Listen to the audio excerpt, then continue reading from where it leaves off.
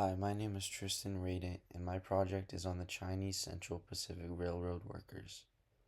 The image in the bottom left shows the Continental Railroad, and the red part is the part where the Chinese workers helped make, which is called the Central Pacific Railroad. The right image shows some of the workers making way to lay down tracks. So, who were they and why did they come to America? Well, these men were mostly from southern China, especially around the Pearl River Delta area, and almost all of them were under 5 feet tall and weighed around 120 pounds.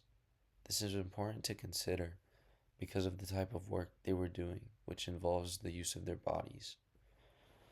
These men left their home country because of droughts, floods, typhoons, and poverty that was affecting China at the time.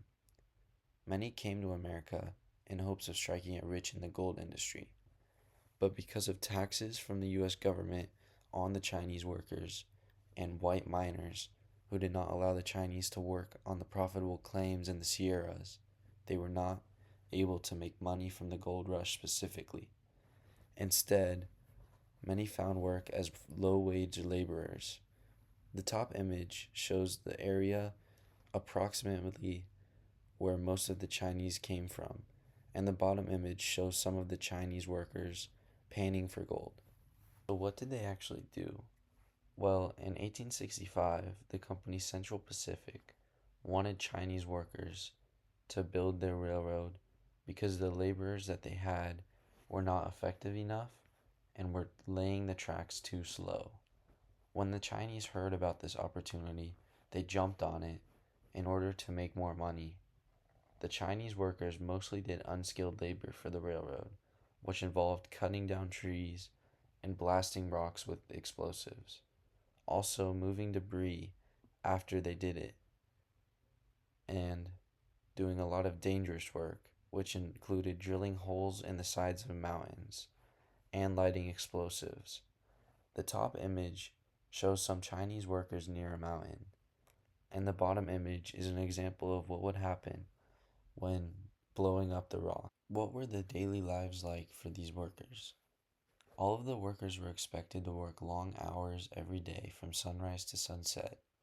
They would also be living in camps that were built along the railroad, which you can see in the image on the right.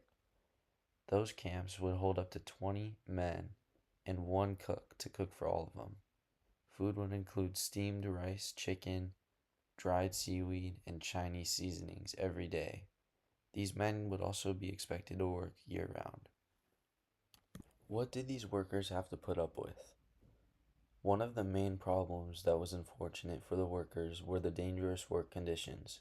Some of these included working in deep snow during the winter, which would create avalanches and end up killing a lot of workers. Other dangerous conditions involved hanging off the sides of steep cliffs in homemade baskets, and also drilling holes into the side of a mountain. Also, the use of explosives was extremely dangerous. In total, about 10% of all Chinese Continental Railroad workers would end up getting killed because of these dangerous conditions.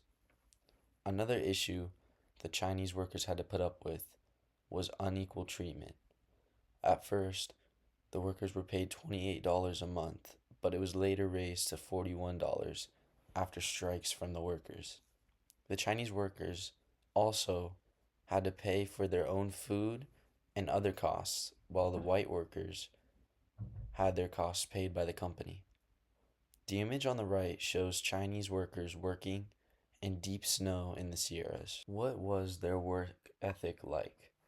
A quote from the construction foreman of the railroad, James Strobridge, says, Chinese workers were the best workers in the world. He said this because they are quick learners, hard workers, and don't fight. Also, California governor at the time, Leland Stratford, said as a class they are quiet, peaceable, patient, industrious, and economical. Without the Chinese, it would have been impossible to complete the western portion of this great national highway.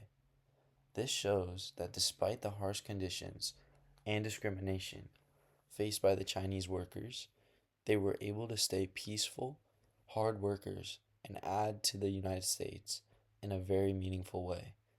Overall, the Chinese workers should be looked up to and respected by anyone living in the United States today.